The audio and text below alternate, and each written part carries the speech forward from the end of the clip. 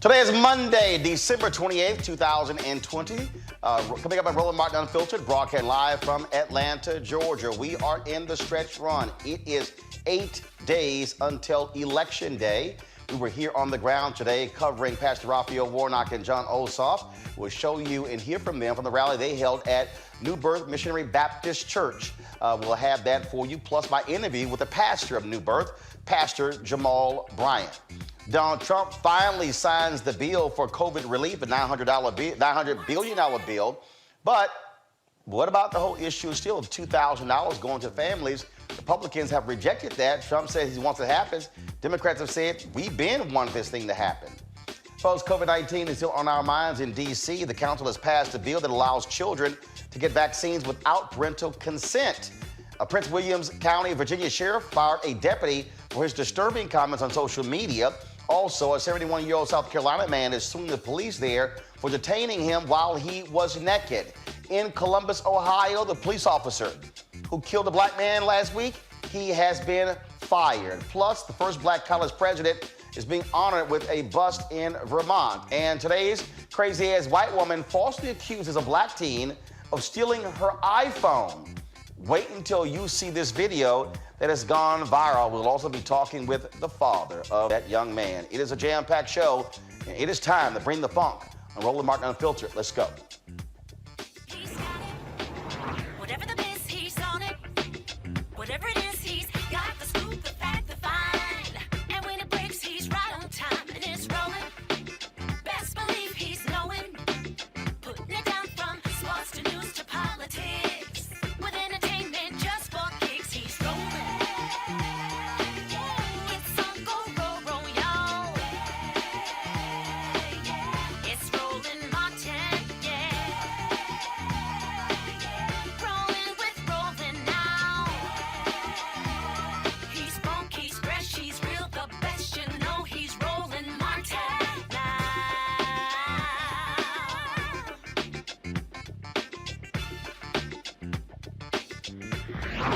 Martin. Folks, we are broadcasting from Atlanta, Georgia, where we have been spending the last several weeks focused on the Georgia Senate runoff. Huge implications when it comes to these two seats. John Ossoff, Pastor Raphael Warnock, they are running against Senator David Perdue and Kelly Loeffler, both Republican incumbents. If they win, of course, Democrats will control the United States Senate, and Vice President Kamala Harris will break all tie votes. There were two events today. Today, Pastor Warnock, he spoke in Gwinnett County. We live streamed that particular event. Of course, John Ossoff and Raphael Warnock both held a concert and rally, a Get Out Vote rally at New Birth Missionary Baptist Church in DeKalb County. We're going to hear a little bit later from Pastor Jamal Bryant. A lot of things have been happening going on here in Georgia.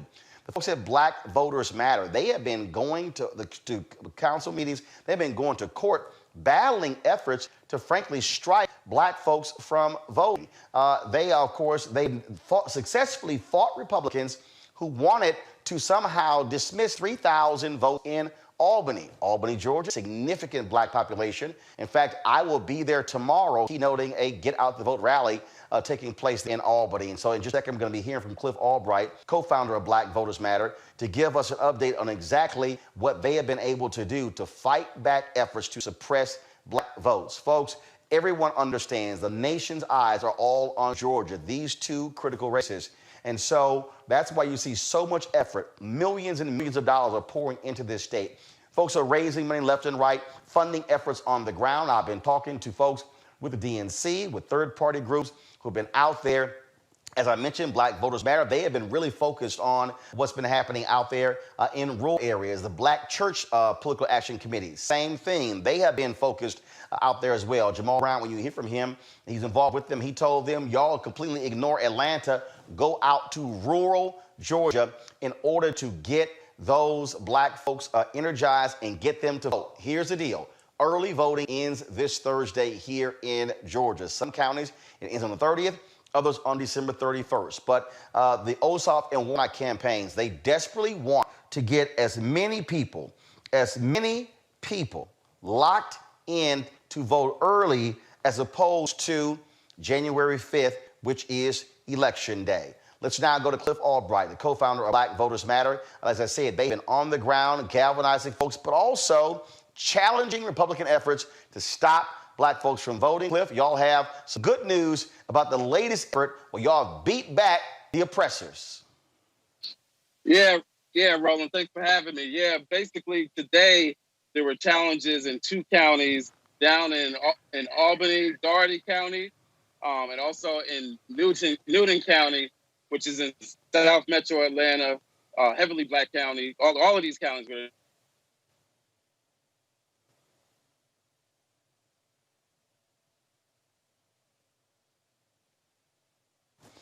Looks like we have lost Cliff Albright's signal. So let's do here, folks. Let's get Cliff back on the phone. Let's ignore the video. Let's at least get him on the phone with the audio, so we at least have clear audio there. As I said, folks, they've been battling efforts. Also, the Lawyers Committee for Civil Rights Under Law, other groups have been challenging as many efforts as possible by Republicans to shave the margins here. Folks understand how important the black vote is. Blacks have been turning out in Georgia in a significant way, going to the polls, voting early. They are outpacing black turnout from November 3rd general election. That's how critical black turnout is. And so young votes as well. Some 76,000 people who did not vote November 3rd, they actually registered to vote in this runoff. Republicans have been trying to get those folks, those ballots, not to be counted. I mean, literally, Senator David Perdue even said they wanted to isolate those voters. Looks like we have Cliff Albright back with Black Voters Matter. Cliff, go right ahead. About that, Roland, as you can probably tell, we are actually on the Black Voters Matter bus right now, the Blackest Bus in America right now. And so please excuse me for the reception. But yeah, I was saying that in two counties today, two counties where we do our work and where we have local partners, there was an effort, the same effort that's been going on in county after county, where they're trying to challenge voters on their addresses. County, which is where Albany is, as well as in Newton County, which is in South Metro Atlanta area. In both of those counties, those efforts, they had emergency hearings today at their county courthouses. In both of those counties, those efforts were defeated. In the case of Dougherty County, it was defeated 3-1. In the case of Newton County, it was actually defeated 2-1, which actually raised, part of the story that's going on here, while there's something to celebrate in the fact that as they keep doing this in county after county, where they're challenging these voters, part of the story is that they're losing and those efforts are being defeated.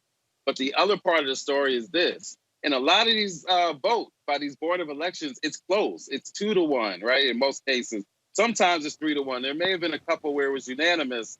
But what it's showing is that there are folks at this local level who, even though this complaint and this voter suppression is frivolous and dangerous, you have some local officials that if they had their way, they would let them go forward with it. They would go forward with challenging these voters in spite of the fact that we are now just 1 week away from a federal election. So showing that these efforts are not, this is now part of the battles are now on the table. And that's something that's a dangerous trend as we move forward. And that's a great point, Cliff. And it also explains to people, again, why local control matters. We can focus on Washington, D.C., we can focus on the state, but you cannot ignore the county level because that's really where elections are being controlled. No, exactly right. And that's been something that I think within progressive circles that we've overlooked, especially in the South. We've overlooked a lot of these levers of local power, these Board of Elections, these county commissions, school boards, some of these other boards, these authority boards, these utility boards, right? Those are all places where we can get local power over some real issues that control our lives. And we set the bench for all these other seats up, because that's the bench that then decides who's going to be in the state legislature, who's going to be in Congress, who's going to be Senate, right? All the way on up. But when we ignore that local power, it creates a very dangerous situation. But I think in Georgia that there's a lot of folks, a lot of organizations that have learned that lesson, and we're doing the work of building that power. And that's part of how we're being able to set back these voter suppression efforts. They can keep trying in all 159 counties if they want. It hasn't worked so far. It's not going to work. They can't stop the kind of turn that's taking place in the state right now. All right, Cliff Albright on the Blackest Bus Tour for Black Voters Matter. We certainly appreciate it, man. Y'all doing a great work. And again, we certainly congratulate y'all on what you're doing. And so let's keep the pressure, keep it going. Thank you, Roland. I appreciate it. Thanks a lot. Folks, as I said, two big rallies held today. Pastor Raphael Warnock was in Gwinnett County speaking there. We covered that event, but we also were at North Missionary Baptist Church in DeKalb, where they had a concert and get out rally. Both John Ossoff and Raphael Warnock both spoke there. Here is some of that particular rally. We wind up with David and Kelly. Hey, say it with me now. Say vote. Say vote.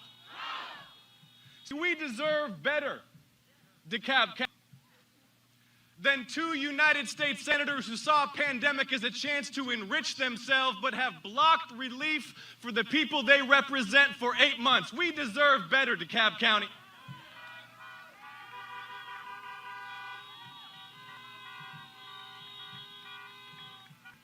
We will not forget that Senator David Perdue, the same man who called his broker to buy medical and vaccine stock when he found out what was coming, opposed even the first round of $1,200 checks for his own constituents. David Perdue does not care about us. David Perdue does not care about us. And $600 is a joke, DeKalb County. You send me and Reverend Warnock to the U.S. Senate, we will put money in your pocket because the gas bill is due, the rent's overdue, the credit cards are maxed out. We are hurting through no fault of their own, and you deserve better. DeKalb County, say it with me now. Say vote. Say vote. See, the ballot box is where we hold those who represent us accountable. The ballot box is where we exercise our power as a people. And right now, Georgia has the power to make history. DeKalb County has the power to make history. Feel that power, DeKalb County. With 9 days to go, 8 days to go. Because this is about where we go next as a people. We have better and bigger things to discuss than David Perdue and Kelly Loeffler. We have the power to write the next chapter in American history, DeKalb County, because Donald Trump is leaving. Donald Trump is leaving, and Georgia voters sent Donald Trump packing. You did that. Feel your power, DeKalb County. And as a black teenager growing up in the 1950s, she grew up picking somebody else's tobacco, somebody else's cotton. But because we live in America, because we are busy and engaged in the work of being a more perfect union. Last week, the 82-year-old hands that used to pick somebody else's cotton was able to pick her youngest son to be a United States Senator from the great state of Georgia. Only in America is my story even possible. And so I'm honored in this moment. And I'm focused on the work that we must do together. Because there are folk who are engaged in division, in the politics of division and distraction. Folks who have no vision engage in division. They do not know how to lead us, and so they try to divide us. And it's our job right now to stand up and reclaim our belief in the American promise, e pluribus unum, out of many, one. We are one Georgia. We are one America. We are one people. And come January 5th, the people of Georgia are coming to get their seats back. Are you ready to win this election?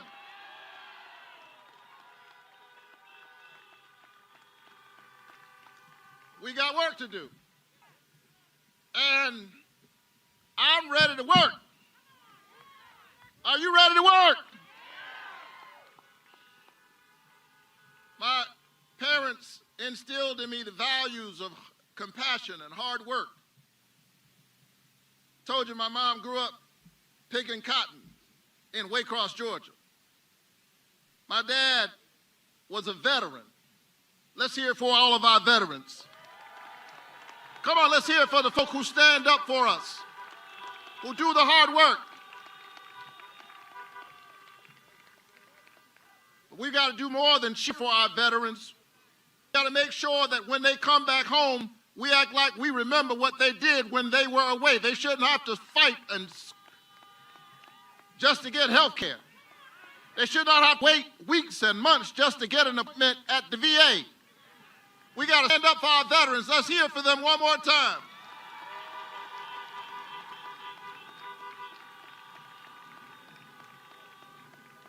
My dad was a veteran and a preacher and a small businessman. He preached at a small church on Gwinnett Street in Savannah on Sundays. But he spent most of his days picking up old junk cars and loading them on the back of a rig and taking them to Chatham Steel. And that's how he took care of his family, picking up old junk cars and old scrap metal that other folk had thrown away. And then on Sunday morning, the junk man became the preacher man, and he preached to folk who themselves felt thrown away. And he reminded them that our God is a junk man who goes around picking up all the other folk that other folk have thrown away. Because God sees our value. And that's the gospel that he preached. It's the gospel that my friend and classmate from Morehouse College, Jamal Bryant, preaches from church. Here for Reverend Bryant.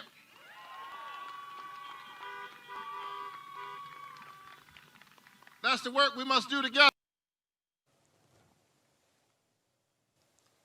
Speaking of Pastor Jamal Bryant, I got a chance to talk with him after today's rally about how important these two races are in Georgia. All right, Pastor Jamal Bryant, this is probably, out of all the rallies we covered, probably one of the largest rallies here. How critical is this county going to be for John Ossoff and Raphael Warnock? It is so critical, and although DeKalb County is the most overlooked county. Most people focus on Fulton, but DeKalb County is growing and mushrooming because our young adult population. And there's a whole lot of young people who have shown up in this place more than a whole lot of other rallies. One of the things that we do know is that about 6,000 folks who did not vote November 3rd registered voting in this runoff. Half of them are people of color. Yes, it's so critical. Atlanta erupted in May after the killing of Breonna Taylor and George Floyd, and many of the old guard didn't think young people would go to the poll, but they showed up in record numbers on November 3rd, and now they're believing that they're going to show up now. 1 million have already participated in early voting. This is going to be a turnout deal. You can run ads all day you want to, but this is also on the ground. And so, folks who you're with, Divine and others, yes, talk about what that ground game has been like. We're still doing it the old-fashioned way. People are going door to door. People are still going to barbershops. What you've seen in Atlanta, nothing is closed. So we're going in the community, in the malls, in restaurants, because that has got to match the high touch. One of the that also we're looking at, folks are going to be key. They're going to be critical in this election. They're moving at a higher rate, but what I keep hearing is also the rules of Georgia. Albany, Columbus, yes, Macon, Savannah, also driving the numbers there. I'm a part of the Black Church PAC, in which I've told them spend no time in Atlanta. It is the rural areas that need to support mobilizing those pastors. So we're in places like Noonan, Georgia, Macon, Georgia, and Warner Robins, Georgia, because those are those areas, little numbers will make a big impact. What has been the response with the Black Church PAC? I've seen their bus, they've been, yes, traveling around. How has that been going? It's giving the church to come outside of the stained glass and come in the street corners. It's forcing the church to be its authentic, historic self. And so it's a good time for the church. And obviously in this COVID world, what's also happening is that the church also, look, you don't have all of them congregating, yes, so they had no choice but to be digital. So they're going to really do the outreach to people out voting. The irony is that you've got a black pastor running for Senate. which demands that the black church can't be on the sidelines. It's got to be on the front line. You've interviewed me many times about the role of the black church, and now the black church has no option but to know you can't be a spectator. You've got to be a participant. All right, then. Pastor Brown, we appreciate it. Do this. All right, folks, let's go to our panel. Dr. Avis Jones-DeWeaver, she's a political analyst. Mustafa Santiago Ali, of course, PhD, also former senior advisor for Justice EPA. Dr. Julian Malvo, economist, president with Bennett College. Start with you, Julian. Ground game. 8 days until Election Day. 3 more days of early vote here in Georgia, Tuesday, Wednesday, and Thursday. This really is going to be about that point Pastor Jamal Bryant just made. I know these folks today, these Democrats, these political analysts, they love focusing on phone calls and text messages, digital ads, things along those lines. But the reality is, you've got to connect with people, go where they are, go into those places, get them to go out, because this, when you say every vote matters, this election could very well come down to 2, 5, 10, 15, 20,000 votes, considering Joe won this state by less than 12,000 votes. Absolutely, Roland. This is 1% of the vote. And I expect if it is 1% of the vote, they'll recount. But the fact is that black folks have boots on the ground. You have Melanie Campbell, National Coal Black Civic Participation. You have Latasha Brown. You have Felicia Davis. You have black women and men, but I'm plugged into the sisters, who are literally turning it out. They're working 24/7. They're knocking on doors.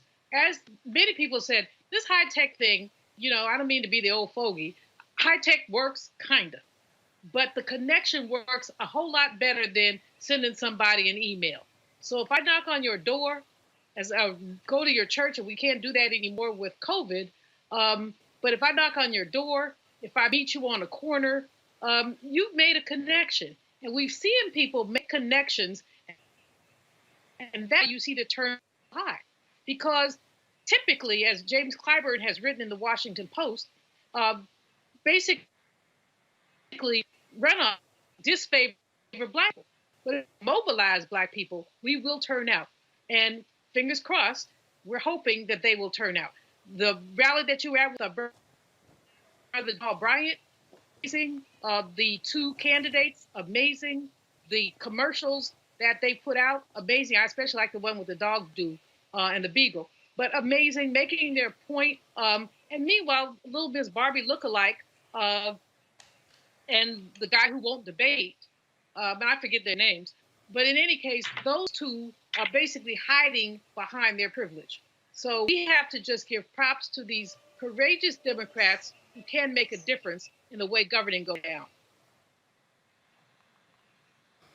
Again, what we're dealing with here really is just about, how you get folks out to the polls. How do you begin to drive them? That's the piece. You look at, when you look at this video here, this is just the drone footage, Mustafa, that we shot today. Just to understand, they've been having these type of rallies. And look, these are important. Even though they've been happening in the daytime, they really are important because we've seen an increasing number. We were here yesterday. We landed yesterday morning. John Ossoff did an event with black artists. Pastor Warnock had 2 rallies yesterday. One at a church, one in another part of Metro Atlanta. And so when you see the people turning out, and you see these numbers, when you see the focus and the attention, and when you see the energy, that's what it requires. And they're telling people, you've got to call and text, let everybody know that they got to get out here and vote. Yeah, without a doubt. Black folks have been building the infrastructure for a decade now in Georgia for this moment, making sure that everything could come together, and even without the resources that were necessary. And luckily now we have resources that are flowing. So now folks are putting all the pieces of the puzzle together. There, as been shared, going out the barbershop, salon, and to the real joint, making sure that when somebody's standing outside to get those, that they also get the flyer, or that they get the education that's necessary. Make sure when folks come to the supermarket, also making sure that they're talking to them then. So we understand that we now see You see the goal line. We just got to make sure that folks stay focused. And that doesn't mean just folks in Georgia. That means that everyone across this country who's watching this show, if you know somebody in Georgia, reach out. You can make sure that you're making a donation if that's the way that you can give back. You can be a part of the phone banks. You do so many different things. So we don't have to be in Georgia to support folks in Georgia. We just got to listen to what they're asking us to do and then make sure that we get in line and do what they are telling us that will be very helpful and get across the finish line. And look, Avis, I mean, look, people are still out there raising money, trying to figure out what to do with it. I literally got an email about 20 minutes ago of a group in Texas, and they had raised, $3,500 or $5,000, and they wanted to get it to the Warnock and Ossoff campaigns. And I actually responded and said, don't send to the campaign, directly to third-party groups who are putting people on the ground. And one of the things that they're doing, Avis, and this is really an economic deal as well. What they're doing is they're actually paying people $15 and $18 an hour to actually canvass, because that's one of the deals there. And so when you talk about these campaigns, look, let me just be honest, the white political consultants, the media buyers, they shouldn't be the only who make money off these campaigns. Campaigns are multi-million-dollar operations. Some $463 million going to be spent on advertising in this state. So guess who's smiling? The Atlanta Journal-Constitution, the television stations in Atlanta, in Decatur, in Augusta, in Savannah, in Macon. Oh, the TV and radio people. I saw one story where one local station managers said they are plus 200 to 300%. They even projected because of how this state is. And so the money being raised, a group of alphas, they're raising money. They're sending the money directly to third-party groups to pay people directly to get out there and canvass. That's the level of intensity that we're seeing. Here we are days away, and people are putting together 2,500, 3,500, 5,000, 10,000, saying, where can we send it to have some impact? You hit the nail on the head there, Roland. People really need to understand that elections are big business. Elections are big business. If you sort of blow that out to the presidential election, now we're talking in the billions spent, okay? So it is exactly the truth that there are millions. I think there's definitely over 100 million, at least, that I've heard that's just been raised on the side of the left in this campaign. So the right has probably at least equal that. No, actually, it was in the last 2 months. Ossoff and Warnock have raised $210 million. Wow. That's just their campaign. That's $210 million raised by the Ossoff and Warnock campaigns. That's not counting groups, third-party groups. That's not counting PACs. You mentioned the Republican side. You've got Republican billionaires like Steve Schwartzman, who's over black. He's given $15 million to Mitch McConnell's PAC. There's a hedge fund guy, Ken Griffin, I think that's his name. He put in some $10 million. The Mitch McConnell PAC is going to put in $60 million in this state. Wow, I believe it. And so this is why it makes so much sense to make sure that we get money directly in the hands of those black organizations that will make sure it gets down to the people who are actually doing the hard work of getting out door to door, of being able to reach those people where they are, of making sure that the key constituency that will choose the next senators from Georgia, which is the black community, get a piece of that pie, because that labor deserves to be compensated. And under normal circumstances, let's be real, you're exactly right. You have a whole bunch of white consultants who come down here and they make so much money during the election period. They can just coast off of that money for the next couple of years until the next election. Even if they lose, the same people that lose get hired, ironically, again and again and again, just to keep losing. And so it's about time that we get compensated fairly for the work that we're doing. I'm not saying that we're there yet. Well, we definitely deserve to get a huge piece of that pie because we're the ones that are going to bring it home. Folks, just so again, I'm going to be in Albany tomorrow. Let's go to, if you please, go to my iPad tomorrow. We're going to be for a drive-up rally at the Sand Trap Club and Lounge. Now, y'all know I might as well come there blasting my hole-in-the-wall music if we go into the Sand Trap Club and Lounge. The lot's going to open at 1:30 p.m. The rally is going to be held from 2 to 4 p.m. At 1412 Radium Springs Road, Albany, Georgia. Erica Savage Wilson, of course, a Thursday panelist. She's actually from Albany. We're going to be hitting some other places there. I'll be visiting some folks, trying to get folks out to vote. Again, that's really what our goal is. And then, of course, on Wednesday, Savannah, we're coming back. But first of all, we'll be doing the show tomorrow night from Albany as well. So we're looking forward to that.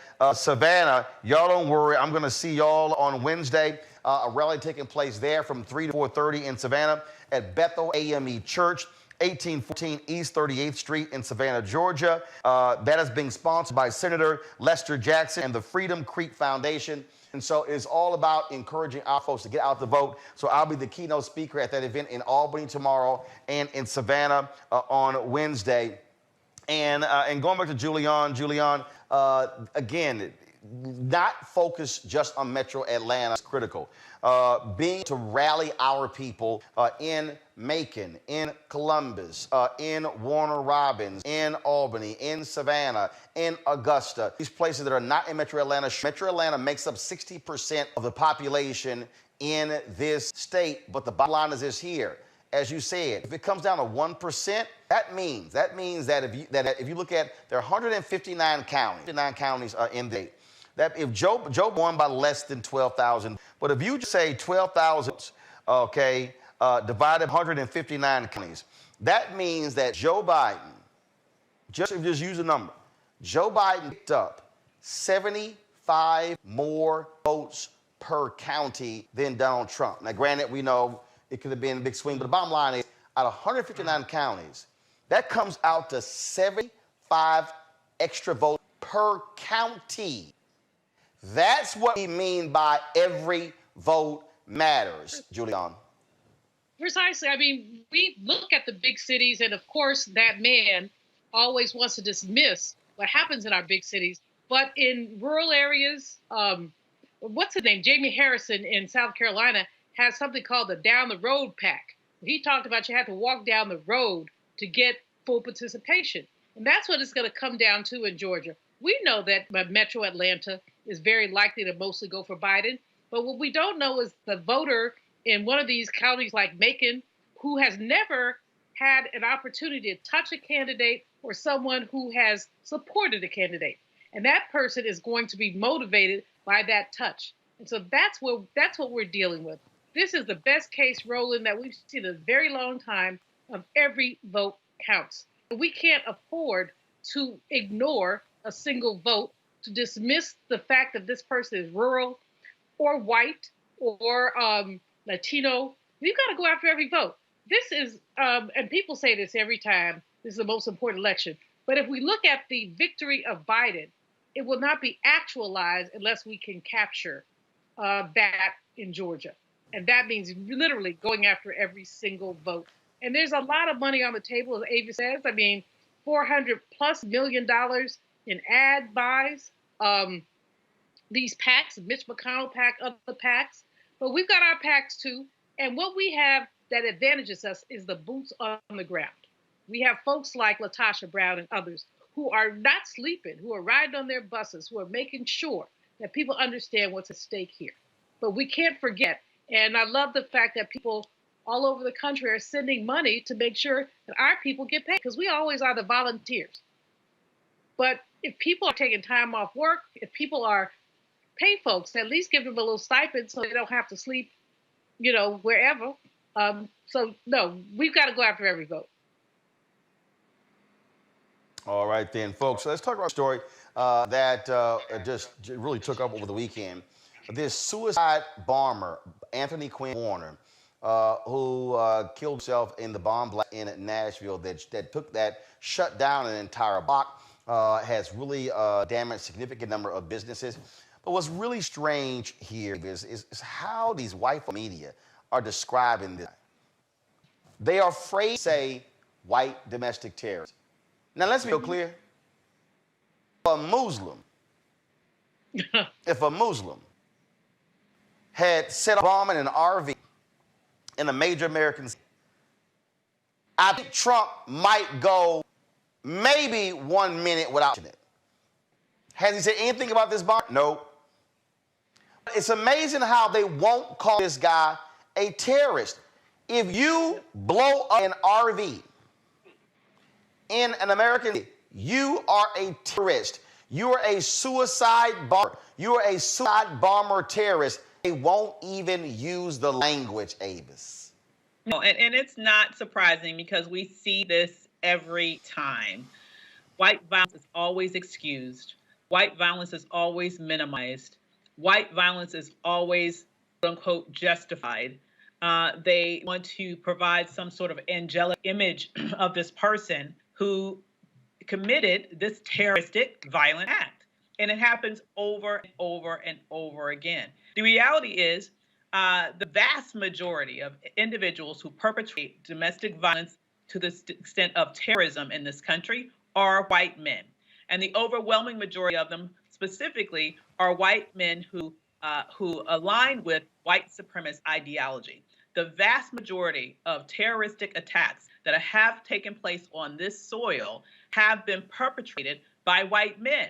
Yet when these things happen, you see law enforcement, you see the media go out of their way to contort themselves into all sorts of verbal theatrics to get out of calling a thing a thing. That was a terroristic act. That was a terrorist who it seemed was also a Trump supporter, which is probably another reason why you're not going to see Trump say anything about it. He has radicalized millions of people in this country. And if you think that that sort of damage is going to leave with that administration, unfortunately, I think you should have another thing coming. Mustafa, look, it was certainly scary as all get out. A couple of folks were injured. They cover this terrorist in the rubble. Well, they're still trying to investigate all different angles, assess motive as well. But look, a lot of people are talking about this growing terror of what I have been saying for 11 years, white fear. I have been saying these white folks are losing their mind. They're showing it now. A lot of people are saying that things could really scare after the electors are certified on January 6th, especially if Trump's doing what he's doing. And everything you've been sharing, everything that Avis just shared, also goes along with what the FBI has been saying. The FBI has been saying that domestic terrorism in the United States of America has continued to increase year after year after year, especially under the Trump administration. Of course, they like to put a different label on it, a different narrative that's surrounded by this. But that's why we got to pay attention to it. Not only pay attention to it, we got to continue to put a spotlight on it and then hold people accountable. So the Department of Justice has to make sure that they're getting engaged. Homeland Security has to make sure that they're getting engaged along with the FBI and making sure that we don't allow these extremist groups or individuals, such as suicide bomber, to be able to find fertile ground. And of course, we know Donald Trump has been feeding into that mindset. And as Ava said, has actually been, playing with people's minds and getting them to do things that maybe they might not have done if they hadn't had this fuel that was placed underneath of them. So we got a lot of work to do. We got to stay very focused on this issue because, as you said, Roland, we got some serious times we're about to go into in 2021. And if we don't keep pushing, if we don't keep holding people accountable, we're going to have more lives that are going to be lost. Simple as that, Julian. These are white domestic terrorists. FBI said the group we had better be concerned about are these white domestic terrorists. But America not want to call these people what they are. At all. And yet, remember, I guess a couple of years ago, the FBI talked about black identity extremists. And they put something out there. We were all because black identity extremists because we were black. Well, black folks are not running around doing the stuff that this guy did in Nashville. They don't want to use the word because the word is defining. As Ava said, Jim, they don't want to call a thing a thing. They want to make excuses, just like the little white boy they took to Burger King after he shot up that church in South Carolina. So he had to get something to eat. Now, how many times has a black person who's done anything got himself a Popeye's chicken? Just for the record. All I'm saying is that these folks do not want to deal with reality, which is why it's so important that President-elect Biden picked the right person to lead the Justice Department as Attorney General, why he chooses the right person to be an Assistant Attorney General for civil rights. It's really critical that he get out of this narrow box of Merrick Garland, leave him on the court. He does a good job there, and really talk about someone who's going to really expand the base around these things to have us talk about these things. This is absurdity. Some fool leaves a bomb outside of a building. People, I was watching the other day, people are running out of their homes. People are confiscated. People have their PJs on, and they're told to evacuate right away. What is this? This is the mind manipulation of a warped human being who no one has called on his stuff. Well, we are paying attention to all of these latest developments. Avis, I know you have to. We certainly appreciate you joining us today on Roland Martin Unfiltered. Thank you so very much. Folks, when we come back, we're going to talk COVID-19. Trump finally signs the bill. Also, what's happening right now, Congress is voting to override Trump's veto of that defense bill because he objected to the renaming of Confederate bases, for military bases, named after other white domestic terrorists known as Confederate leaders. All of that next. Roland Martin Unfiltered, broadcasting live from Atlanta, Georgia, where we are on the ground covering the Georgia Senate runoff elections. Back in a moment. Daring to demand the right to vote for Black Americans. In Selma, Alabama, 55 years ago, John Lewis was nearly killed as he and hundreds marched across this bridge. That movement's courage secured the Civil Rights Act and the Voting Rights Act, but the promise of equal justice in America remains unfulfilled. So together we'll fight for a new Civil Rights Act and a new Voting Rights Act to ensure equal justice for all, no matter the color of our skin, to end racial profiling and police brutality, and to stop anyone from suppressing the sacred right to vote.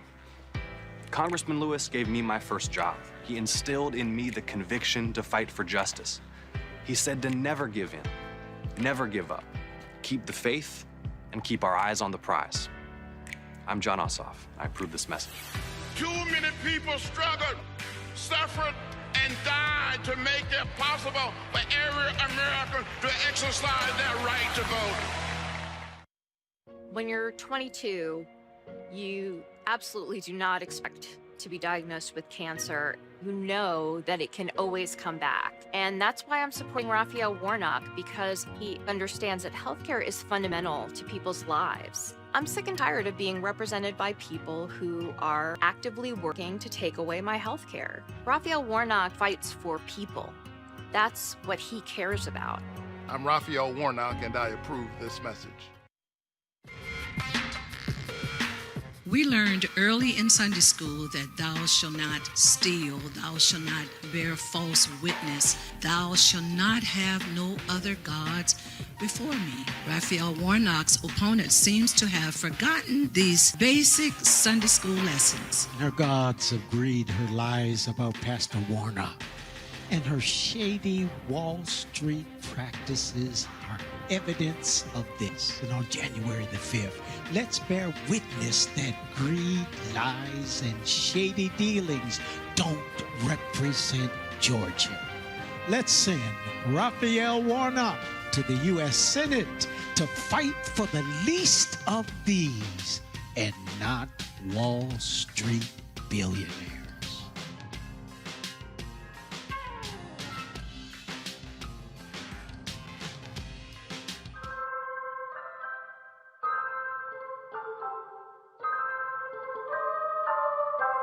You are leading the way for the rest of this state.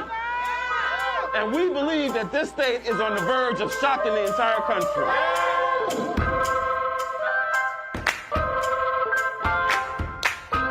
Keep your eyes on the prize and hold on. What y'all know about that damn office? And ultimately, we know we can't let nobody turn us around.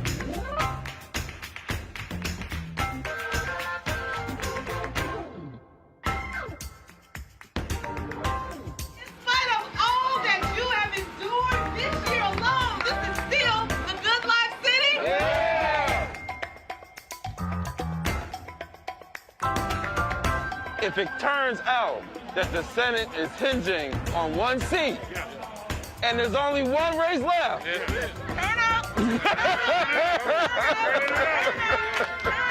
that's right. This will literally be the epicenter of the entire country, right?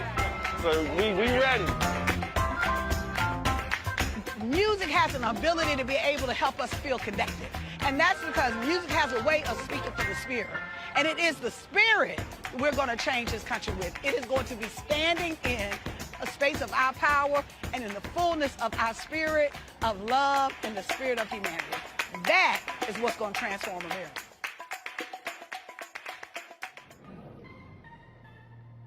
If your vote didn't matter, you wouldn't have so many people trying so hard to stop you from voting. There is some value there. But even when you talk about that people are not paying attention to your issues, I can't pay attention to your issues if I don't even know you there. And the only reason people are gonna know you there is when you show up to the polls and vote. That's when that power manifests itself. But as long as you stay at home, as long as you're making excuses, then guess what? You will always experience these issues that we're experiencing today.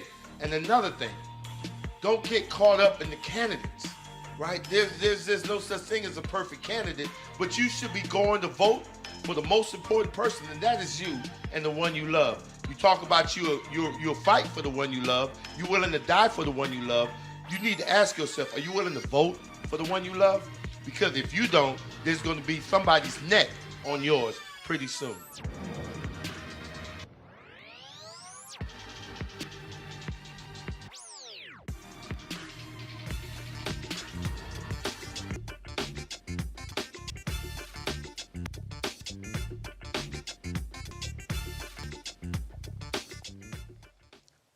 All right, folks, welcome back to Roland Martin Unfiltered. Go to my iPad, please. House passes stimulus check boost as Republicans, that is the headline on Politico, a few moments ago by 75 vote margin.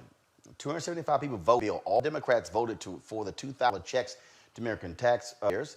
Also, guess what? Republicans crossed the line. Now, the question is, will Mitch McConnell follow the lead? Trump has said 2,000, 2,000, 2,000.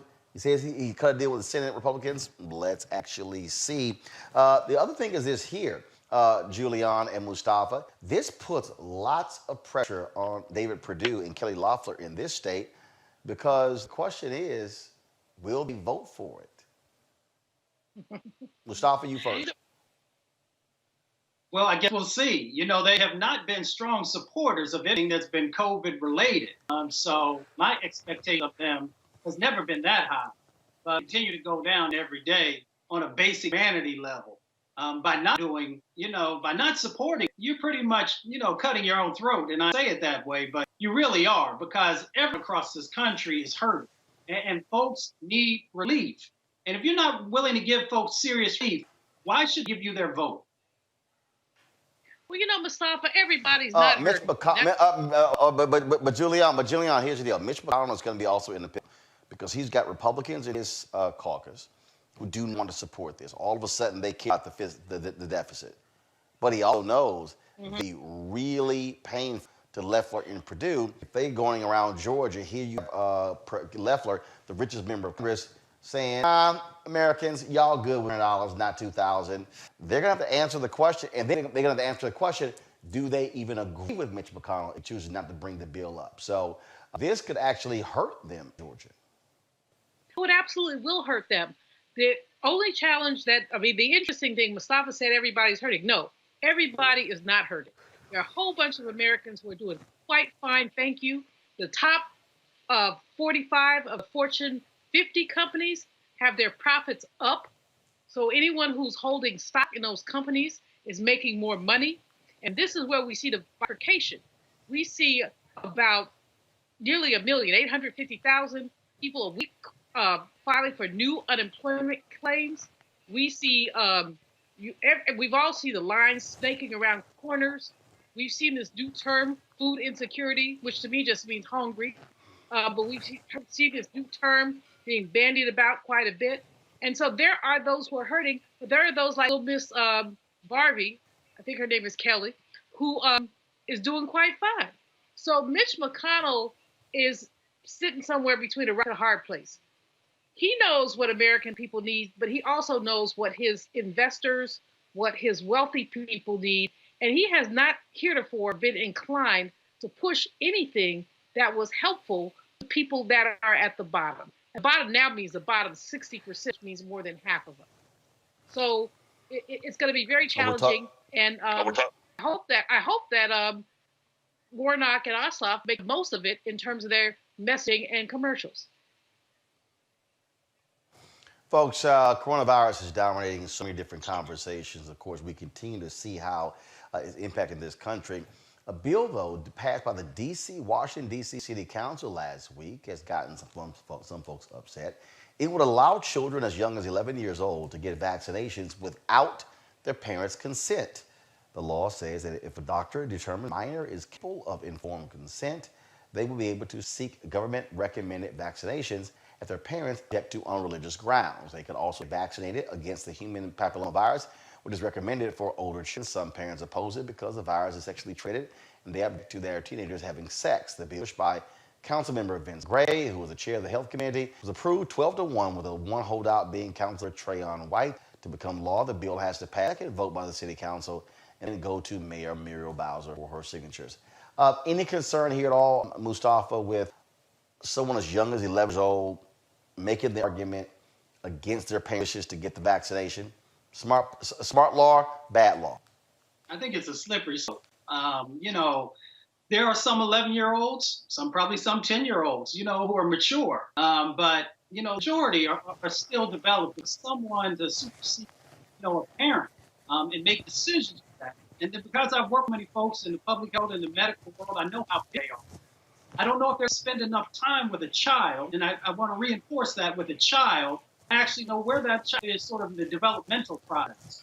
So I have some real concerns about this. I want everyone to be protected, whether it's from sexually transmitted diseases, whether it's from COVID, or whatever it may be. But, I think there's a lot that needs to go into this and make sure there's some other stopgaps that are there to make sure that parents have the opportunity to fully participate in the process.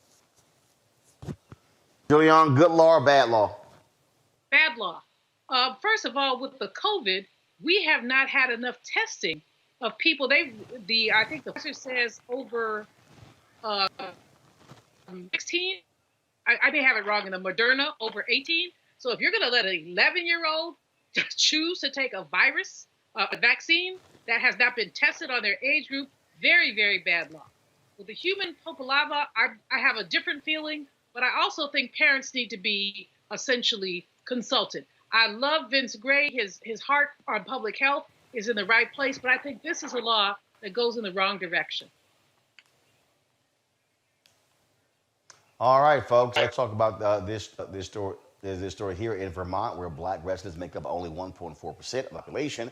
Initiative to recognize local history makers from the region has led to the creation of a bust to honor Martin Henry Freeman, the first Black president of the college in the United States. A sculpture in Freeman's likeness has been installed in downtown Rutland. He was born in Rutland in 1826 and went on to become the president of the All-Black Allegheny Institute and Mission Church in 1856. The school is now known as Avery College. Certainly, that's a big deal there. So, congratulations to all the folks there. All right, folks. A Prince William County Sheriff Deputy in Virginia was fired during the holiday for posting disturbing comments on a conservative social media site. Prince William Sheriff Glendale Hill launched an investigation into Deputy Aaron Hoffman's post Christmas morning. Hill found some of the comments posted under Hoffman's account advocating for violence, including violence against Chief Justice of the United States, John Roberts, allowing the dismissal of a case seeking to overturn the results of the presidential election. Hoppins claims he did not post these threatening messages to social media and that his account was hacked. I'm not really buying the hacked argument, Julian. I'm kind of not buying that one. I don't think of us are, Roland. I mean, I think that this is the excuse when you busted doing something. Then you're a officer, a law enforcement officer, even a justice of the Supreme Court. Very, very troublesome. This is the kind of mess that has been unleashed by that man. So you have someone putting bombs in vans in Nashville. You have a sheriff. You know, I can't even say it enough times. A sheriff threatening the Supreme Court Chief Justice. When Roberts is hardly, you know, H-rap radical, he is kind of juggling. So no, I'm not buying, and he need to be fired, and probably that's the nicest thing that could happen. Folks, speaking of firing, today, Columbus, Ohio, the officer who shot and killed Andre Hill, the brother in Columbus, has been fired. If you go to my iPad, please, this is the headline right here on the Columbus Post-Dispatch website. Safety director fires officer who shot Andre Hill, calls a force unreasonable. At the mayor on last week, he was very angry with what took place here. Also angry, this cop also did not have his body cam footage on. It has been shocking and stunning to look at that video of Andre Hill. 1:30 in the morning, the cops get a call. They say they're hearing this noise in this garage. He's in his garage. Cops come on the scene. He walks out, and he's literally carrying a cell phone. Shots are immediately fired. He is killed. Ben Crump actually tweeted out today. Let me pull this up. He tweeted out that there was been an autopsy has been performed on him, and he said right here the tweet says, coroner confirms Andre Hill was shot multiple times and his cause was homicide. That's obviously important, that medical examiner's determination. Well, what else would it be but homicide? Man was on his own property, in his own garage, working on a car, whatever, and then you have folks come in and shoot you. The reality of the situation is that if you or I or any of the viewers here today shoot somebody, that there are repercussions for that action. Police have to be held to the exact same level of accountability that everyday folks are. And until we get to that, until police unions are willing to also do the right thing, we're going to continue to have these types of egregious behaviors that continue to happen, and we're going to continue to have this genocide that continues to happen to Black and brown people across our country.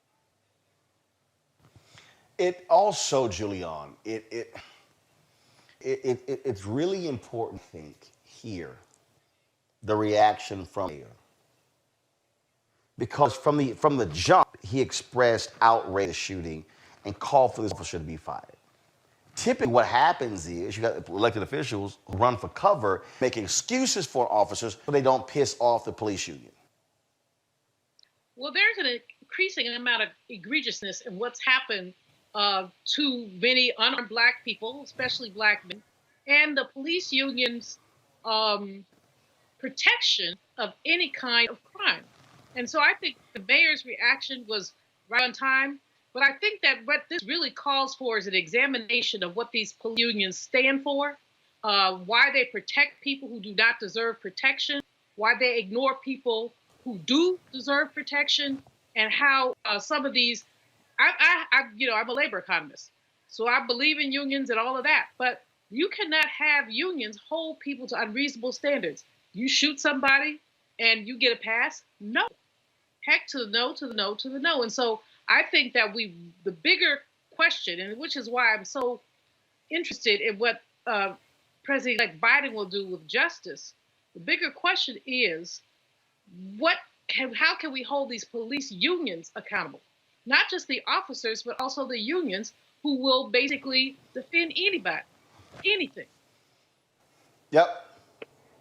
Let's talk about in South Carolina, where 71-year-old Jethro Devane is suing the city of Rock Hill after he says police ordered him out of his home and held him at gunpoint, was naked.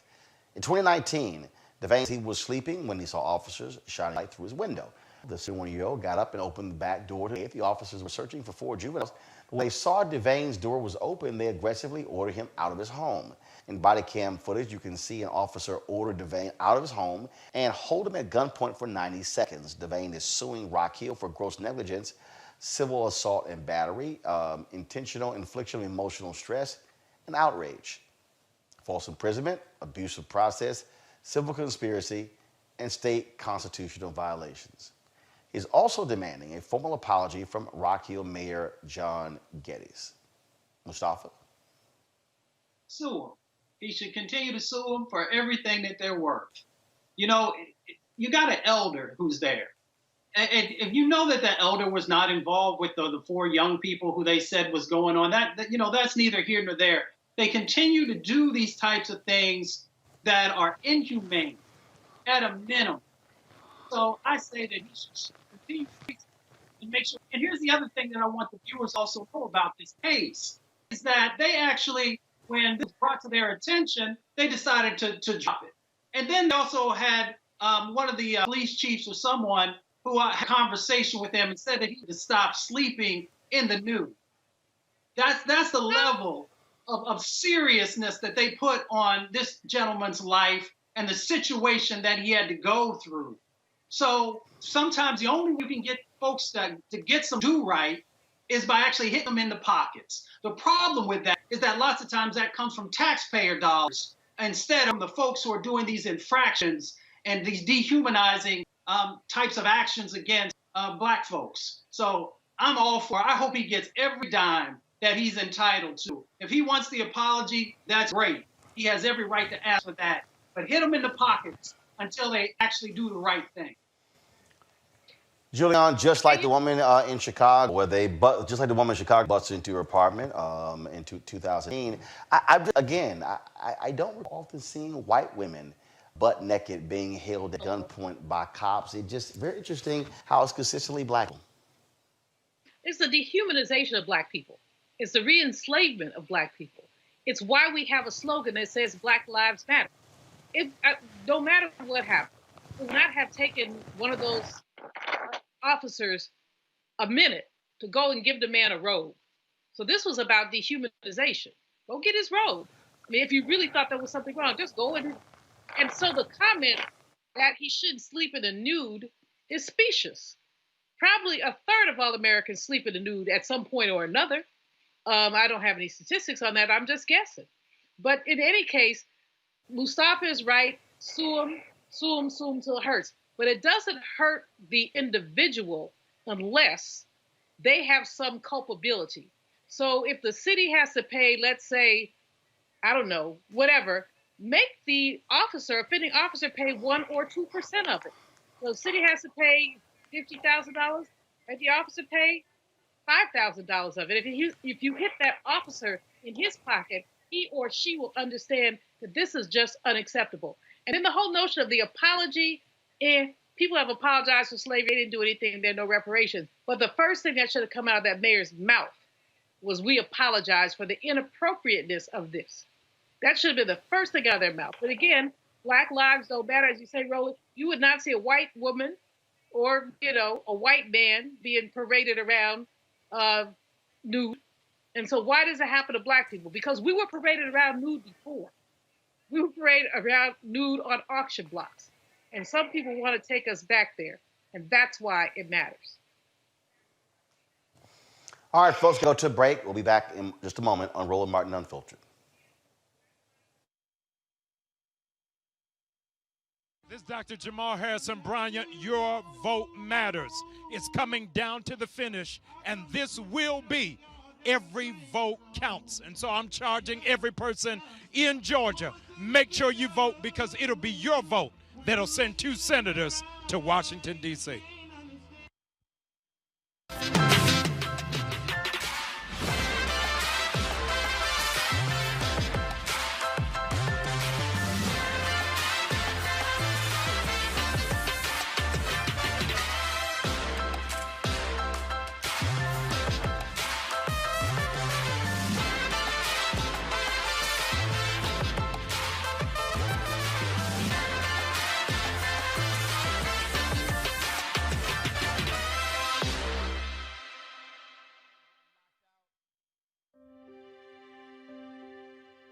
Georgia, I know things are tough right now, but I want you to know help is on the way.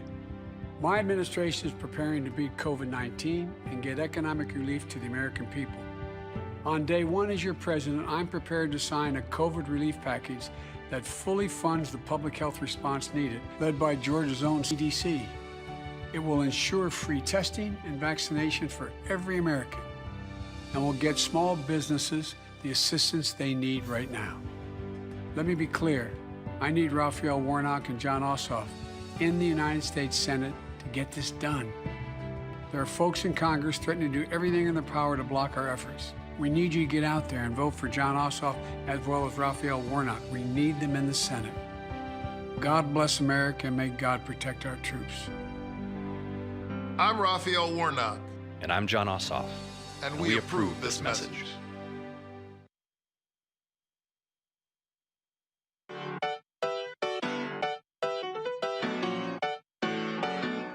We got power.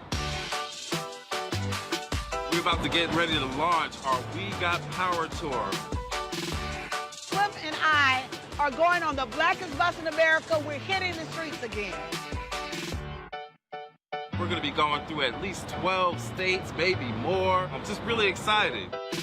Now, it's a little bit different this time because COVID-19, we've got to wear masks, we've got to be socially distanced, but we are very committed that we've got to get in the streets and inspire and encourage our people in ways that are socially distant.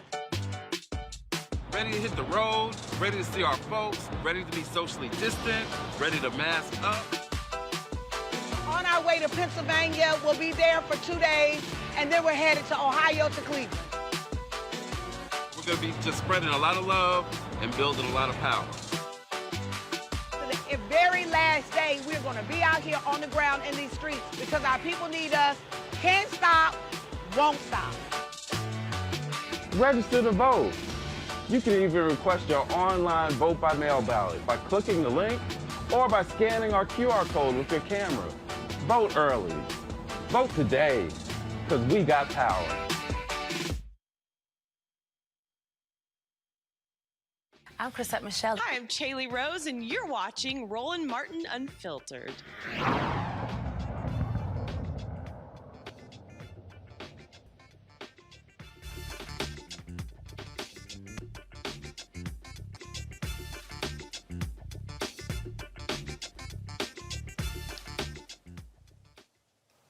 A few hours ago, President-elect Joe Biden gave a speech talking about the importance of foreign policy. Here is what he had to say earlier today.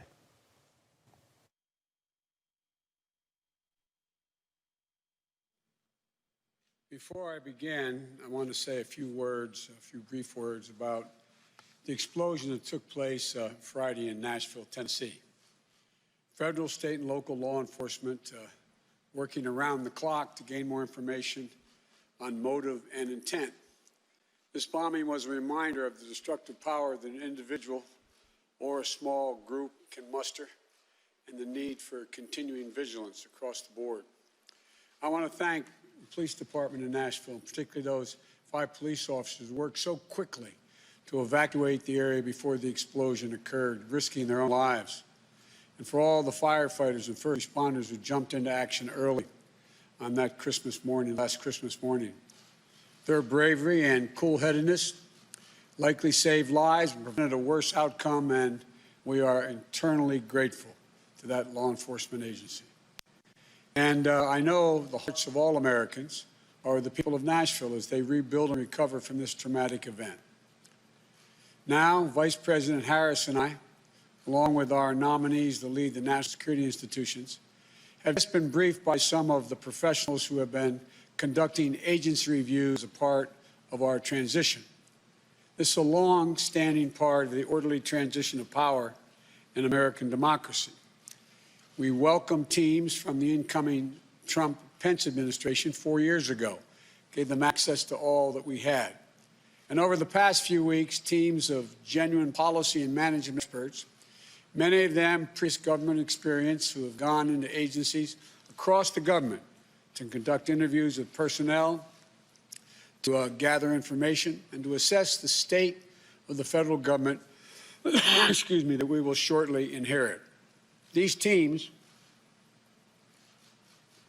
worked under incredibly difficult circumstances, taking COVID-19 precautions and waiting weeks for the ascertainment, meaning that so they could go in and be cleared to go in.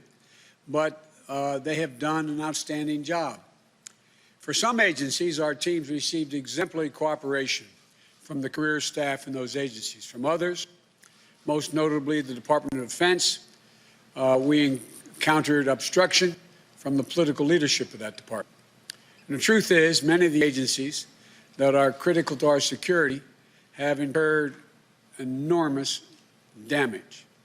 Many of them have been hollowed out in personnel, capacity, and in morale, in the policy processes that have atrophied or have been sidelined, in the despair of our alliances and the disrepair of those alliances, in our absence from key institutions that matter to the welfare of the American people, in the general disengagement from the world. And all of it makes it harder for our government to protect the American people, to defend our vital interests in a world where threats are constantly evolving and our adversaries are constantly adapting. Rebuilding the full set of our instruments of foreign policy and national security is a key challenge that the Vice President-elect Harris and I will face upon taking office, starting with our diplomacy. Today, we heard from the leaders of the state and USAID agency review teams about the critical early investment we're going to need to make in our diplomacy, in our development efforts, and in rebuilding our alliances, to close the ranks with our partners and bring to bear the full benefits of our shared strength for the American people. When we consider the most daunting threats of our time, we know that meeting them requires American engagement and American leadership, but also that none of them can be solved by America acting alone. Take climate change, for example. The United States accounts for less than 15% of the global carbon emissions. But without clear, coordinated, and committed approach from the other 85% of the carbon emitters, the world will continue to warm. Storms will continue to worsen. Climate change will continue to threaten the lives and livelihood, and public health and economics of our existence and literally, the very existence of our planet. We've learned so painfully this year the cost of being unprepared for a pandemic that leaps borders and circles the globe. If we aren't investing with our partners around the world to strengthen the health systems everywhere, we're undermining our ability to permanently defeat COVID-19, and we're leaving ourselves vulnerable to the next deadly epidemic. And as we compete with China, the whole China. All right, folks, I want to dip out of that. I want to go to Julian. First of all, Julian, it'd be great to have a person who occupies the White House who actually knows how to complete an actual sentence. There are some significant foreign policy issues that we're going to have to deal with. One of the things that Joe Biden has said is that he is going to immediately enroll into the Paris Climate Accord. But also, it is going to take a whole lot to actually, and I expect his Secretary of State, I expect for President Biden and Vice President Kamala Harris, a whole lot of work also restoring trust in the word of America to foreigners across the globe. Our international reputation has deteriorated. We have lied. We have withdrawn, reneged on deals. Paris Climate Agreement is just one of many. Withdrawing from the World Health Organization. There's so many things that have been done that the Biden-Harris administration has just a yeoman's amount of work to do to just get us back to where we were in 2016. Not to mention that the world has changed. So getting back to 2016 doesn't do anything about the changes that have taken place in the past 4 years. The climate change issue is a huge issue, especially for our young people, but frankly for all of us. And we see it in terms of weather every day. But there's so many other issues where 45 had just ignored, just came in with a wrecking ball, literally with a wrecking ball, and ignored any kind of international protocol.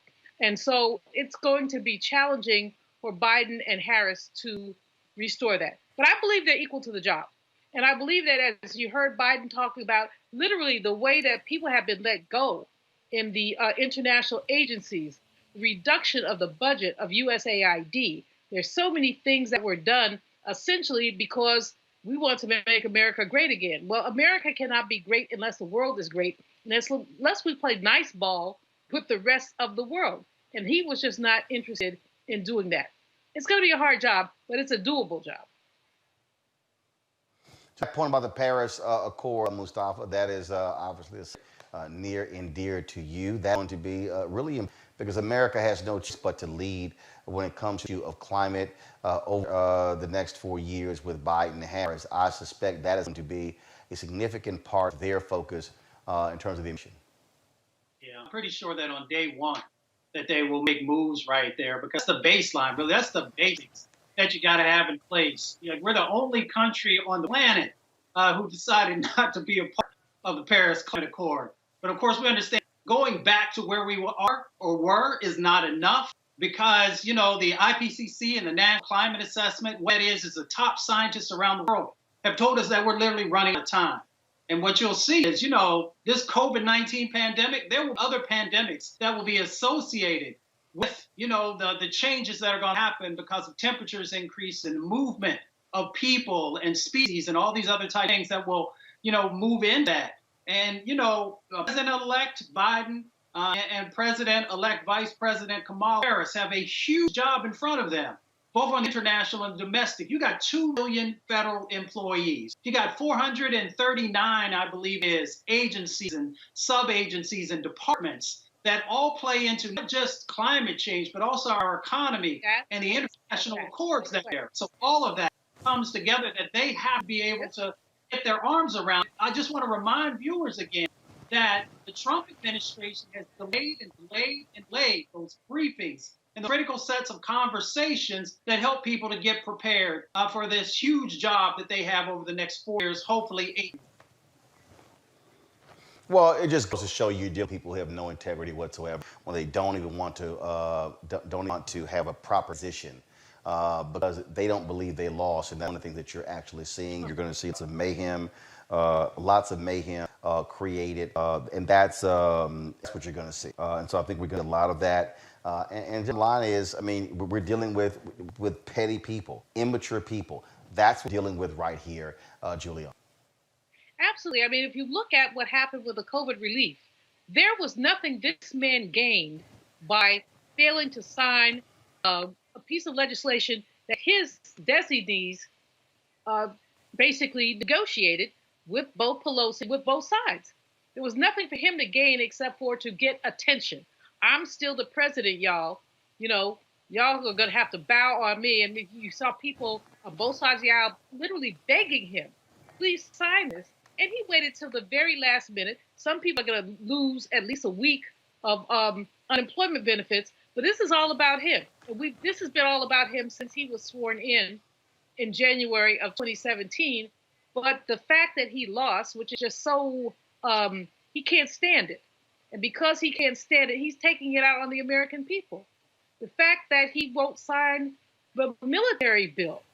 I mean, they're not petty, Roland, is a very kind word for them. These people are destructive. They basically are salting the earth so that the Biden-Harris administration will have to come in and do cleanup from day one. Yep, that's exactly what you see going on. All right, folks. Y'all know what time it is. No charcoal grills are allowed. I'm white. I got you, Carl. Yeah, illegally selling water without a permit On my property. Whoa! Hey! Give us your ID. You don't live here. I'm uncomfortable.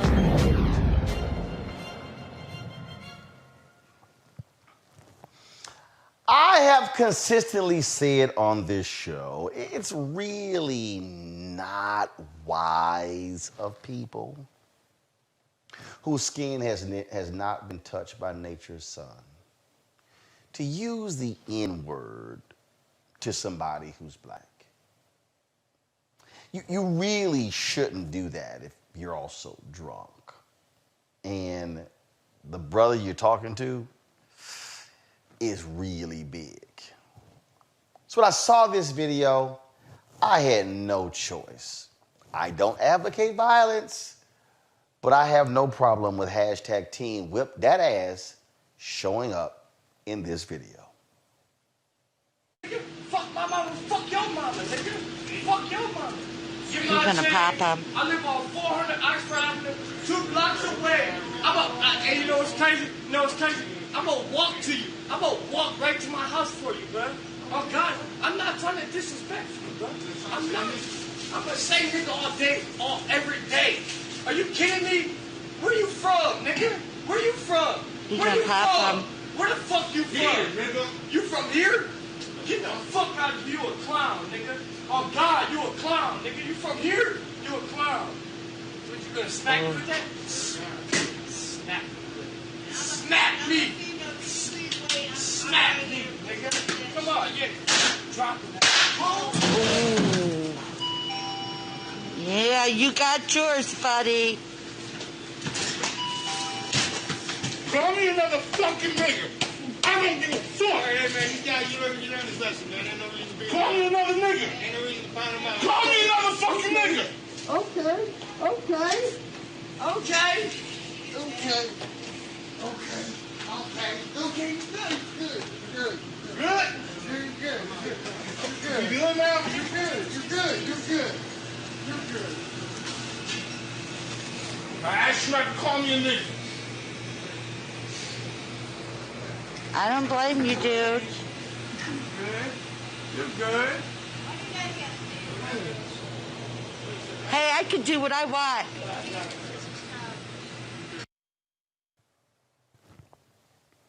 I had no problem with the outcome of that video, Julian. Me neither. I mean, I won't say I don't advocate violence, but that was extremely appropriate violence. He should just hit him a few more times for the rest of us. That was the craziest thing I've seen, Roland, in a long time. What is wrong with these people? Do they truly think nobody is going to respond to their nonsense and their silliness? And I mean, he kept escalating. But that's what these people do. And they were told by their president. All I know is this here, Mustafa. The sound of a can smashing up against the flesh of a face elicits a rather loud noise. It reminds me of November 22nd, 1986. Tyson versus Brett. And when he just knocked him the hell out in that ring. You know, sometimes you just got to give some people some act right. You know, for folks, some alcohol, some liquor in them. Sometimes they think they got superpowers. Sometimes you got to help them remind them that, you know, we got our own kryptonite for racism and these types of actions where you think you can say and do anything to us. There it is. Yeah, you got yours, buddy. Yeah, I'm telling you, I don't know. I don't know what these folk be thinking. I don't know. Matter of fact, I don't think some of them actually be thinking at all. But you know what? I mean, if you stupid enough to stand there and do that and to the brother's face, well, guess what? You stupid enough to stand there and get your ass whooped. And so that's what happened right there. So that is our craziest white people video of the day. All right, folks. We were out at the rally today, and I do this all the time because I just want to give y'all an understanding of what we do, the type of work that we do. And why your support matters. And so a little bit earlier, when we played the John Ossoff, Raphael Warnock video, you also saw me playing this drone video. We were showing you when we live stream these rallies, we incorporate these drone shots actually into our coverage. And so I do this because I like to show our supporters what their dollars go to. Henry, go to my iPad. So this is the video right here, folks, of a setup that we had out there today at New Birth. And what you see there, you'll see me flying the drone there. You'll see all of our equipment out there. When we go on the scene here, we are literally with multiple cameras there. We have all of our gear. We have all these different things here. And our whole goal is to give you a much better production value for what we do. That's why when we talk about supporting us with Roland Martin Unfiltered, that's what we're talking about. And so when you support us being able to give you a high quality product that is same as, you know, and better than a lot of other places. And so that's why it's important. Those of you who want to support what we do here at Roland Martin Unfiltered, you can join our Bring the Funk fan club by going to Cash App, $RM Unfiltered. PayPal.me is /R Martin Unfiltered. Venmo.com is RM Unfiltered. You can support us via Zelle, Roland at RolandSMartin.com. You also have some people who want to support us via Square who don't want to use any of these platforms, but they want to use a credit card. Just go to RolandMartinUnfiltered.com to use Square as well. We certainly appreciate that. You can also send us a money order to New Vision Media, New Vision Media, Inc., 1625 K Street Northwest, Suite 400, Washington, D.C., 2006. And so we have been, like I say, here in Atlanta, Georgia, on the ground. Yesterday, folks, literally, we landed yesterday. They had the John Ossoff event yesterday where he was actually joining some black artists who were painting signs and murals as well. That was one of the things that they were doing yesterday. That was one of the events we live streamed. Pastor Raphael Warnock, as I said, he held two events yesterday as well. And so we had the opportunity to live stream that. And so the technology that we're using, we're doing what, frankly, other black media is not doing. And that is remaining on the cutting edge, giving you the kind of content that you're not necessarily going to see elsewhere, because we believe it's important for us to control our voice, to control our destiny, for us to be able to control the narrative. And so that's why we do what we do. As I said yesterday, Ossoff had this particular event, these various black artists. This here, folks, this video you're seeing right here, is some of the work that we did, shot yesterday. One of our freelancers here in Atlanta shot yesterday. And that's why we're here. We're not here just to sit here and just say, hey, we're here sitting in a house. No, we're out there on the ground. So we covered 3 events yesterday. We had 2 events today. As I said, tomorrow I am going to be in Albany, Georgia, on the ground there. Doors, lot opens at 1:30. We're gonna have a rally from 2 to 4. I'm gonna be getting there early. Gonna be visiting places in Albany, Georgia. We're gonna be hearing from some of those voters, and we're looking forward to that. Hearing from them. We're gonna be in Savannah, Georgia on Wednesday. And so that's why we do what we do. But your support absolutely matters. We are around 16,000 people who are members of our Bring the Funk fan club. Our goal that we set by December 31st is to have 20,000 fan club members. You can join right now. Your dollars go to support this show. Your dollars go to support what we do every single day to bring you the kind of news that's important. We were going to talk about the video, the young black man who was accosted by a white woman over the iPhone. The father confirmed with us to be on the show today, but we had some issues, and so hopefully we'll have him on the show tomorrow. So I'm going to have that video for you. I promise that video, but we are going to have that video and that conversation with Keon tomorrow. Keon is a trumpeter with Maxwell, and so we hope to have him on the show tomorrow. But this is why we do what we do, the ability to be able to speak truth to power, and for us to, as a black-owned media company, to be able to cover the issues that matter to you. And so please stand with us. Join our Bring the Funk fan club. Again, Cash App, $RM Unfiltered. PayPal.me is /R Martin Unfiltered. Venmo.com is Venmo.com /RM Unfiltered. Zelle is Roland at RolandSMartin.com. You can, of course, use Square at RolandMartinUnfiltered.com. You can also send us a money order, New Vision Media, Inc., 1625 K Street Northwest, Suite 400, Washington, D.C., 2006. You watch the show here. If you want to listen to the audio podcast of this show, simply go to the iHeartRadio app, download the Roland Martin Unfiltered podcast. We will greatly appreciate that as well. Folks, I've got to go. I will see you guys tomorrow from Albany, Georgia, as we continue the countdown to January 5th, and that is the Senate runoff here in Georgia. John Ossoff versus Senator Kelly Loeffler. John Ossoff versus Senator David Perdue. Pastor Raphael Warnock versus Senator Kelly Loeffler. And we'll have more of that tomorrow right here on Roland Martin Unfiltered. Y'all take care. Holla!